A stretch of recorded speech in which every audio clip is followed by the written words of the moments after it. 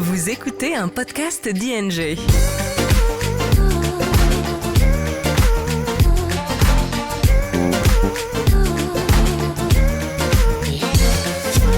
Votre hôtesse, Charlotte de Montpellier. Bonjour, je suis Charlotte de Montpellier, je suis senior économiste chez ING Belgique et aujourd'hui je vais vous parler des récentes turbulences financières au Japon, où les taux d'intérêt à long terme ont grimpé à leur niveau le plus élevé en 25 ans et où la Banque centrale japonaise a indiqué qu'elle interviendrait pour soutenir le yen japonais sur les marchés d'échange. Alors, qu'est-ce qu'il se passe ? Rappelons-nous, à la fin des années 80, le Japon était l'une des grandes histoires économiques à succès. Le pays connaissait une croissance débridée et était considéré par les États-Unis comme son principal rival économique. Un peu comme la Chine aujourd'hui finalement. Durant cette période, la bourse japonaise a explosé. Entre les débuts de 1986 et la fin de 1989, donc une période d'environ 4 ans, les cours boursiers ont été multipliés par 3. Mais en même temps, une gigantesque bulle immobilière est également apparue.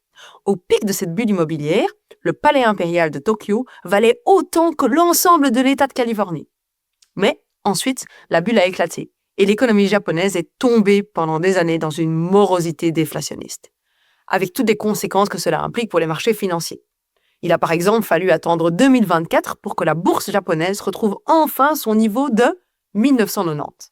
Pas étonnant dans ce contexte que les investisseurs aient complètement perdu leur intérêt pour le Japon. Mais l'année dernière, la bourse japonaise, ça a changé. Elle a enregistré une hausse de plus de 25%. On peut donc dire que le Japon est de nouveau surveillé par les investisseurs. L'histoire de la déflation semble désormais entièrement derrière nous. L'inflation était même montée à 4% début 2025. Depuis, elle a quelque peu diminué et nous sommes revenus aux environs de 2%. Mais cela reste élevé selon les normes japonaises, si l'on sait que l'inflation y a été en moyenne d'1,5% ces 30 dernières années. Cela a aussi conduit les taux d'intérêt à long terme à dépasser aujourd'hui les 2%. La raison des récentes tensions est avant tout politique. Le 14 janvier dernier, la première ministre japonaise, Takashi, a annoncé la dissolution du Parlement. Avec des élections anticipées le 8 février, elle souhaite, en tant que première femme première ministre du Japon, transformer sa popularité en une majorité à la Chambre basse. En fait, à l'heure actuelle, la coalition gouvernementale doit s'appuyer sur un certain nombre d'indépendants pour obtenir une majorité. Dans le pays, à l'heure actuelle, presque tous les partis politiques s'accordent sur le fait que la taxe sur la consommation doit être réduite. C'est ce qu'elle veut faire. Mais cela ne plaît pas vraiment au marché financier, car le Japon a une dette de plus de 200% du PIB et, combinée à des taux d'intérêt plus élevés, la soutenabilité de cette dette pourrait être mise en danger si les recettes de l'État baissent de façon structurelle. Résultat, ces dernières semaines, les taux à long terme ont encore augmenté sur les marchés et le yen a subi une pression à la baisse. La bourse a également dû céder un peu de terrain.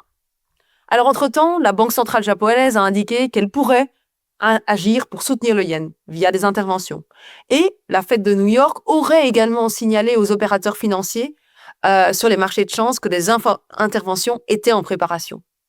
En parallèle, la Banque du Japon a aussi laissé entendre que, si nécessaire, elle pourrait acheter des obligations à long terme pour faire redescendre un peu les taux à long terme. On devine donc bien la suite. Le yen s'est renforcé et les taux à long terme ont quelque peu reculé. Mais la question, évidemment, c'est comment cette histoire va-t-elle se terminer ? Une partie dépendra des résultats des élections.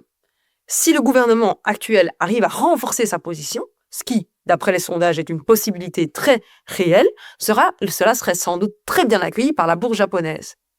Mais quel est l'impact de tout ça sur les taux et sur le yen ? Alors il est clair que la période déflationniste qu'a connue le Japon durant de nombreuses années, elle est désormais complètement révolue. Les taux d'intérêt ne reviendront donc pas au niveau extrêmement bas pour lesquels les pays étaient connus pendant des décennies. D'ailleurs, la Banque centrale japonaise a déjà indiqué qu'elle pourrait encore dans les prochains mois relever légèrement les taux d'intérêt à court terme. Mais attention, n'attendez certainement pas une hausse beaucoup plus importante, on parle de petites hausses. Les taux un peu plus élevés au Japon ne sont pas vraiment une bonne nouvelle pour le reste du monde. Car, en fait, dans le passé, bon nombre de très grands investisseurs, par exemple des fonds de pension japonais, fouillaient le marché japonais pour investir en Europe ou aux États-Unis, où les taux étaient plus élevés sur les obligations d'État notamment. Dans le jargon financier, cela était connu sous le nom de carry trade. Maintenant, ça a changé. Les taux obligataires au Japon sont devenus beaucoup plus attractifs. Ce phénomène de carry trade va donc diminuer, les investisseurs vont retourner davantage au Japon et se détourner en partie des obligations européennes et américaines. Ce qui exerce quoi? Un léger effet haussier sur les taux des obligations américaines et des obligations européennes. Et le yen, le yen est actuellement très faible. Mais le Japon dispose toujours d'un énorme excédent sur sa balance courante. Ça signifie que le pays n'a pas besoin de capitaux étrangers pour financer son économie. En fait, bien au contraire. Le pays est avec un tel excédent que, généralement, un pays avec un tel excédent, ils voient leur monnaie s'apprécier à long terme. Mais à court terme, aucune garantie. Ça dépend notamment du sentiment de risque et de comment évoluent les marchés financiers. Certains banquiers centraux, dans le passé, ont décrit le fait de faire des prévisions de taux de change comme une activité réservée aux fous.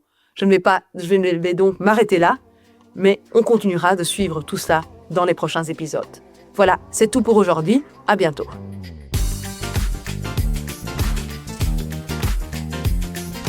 EcoCheck.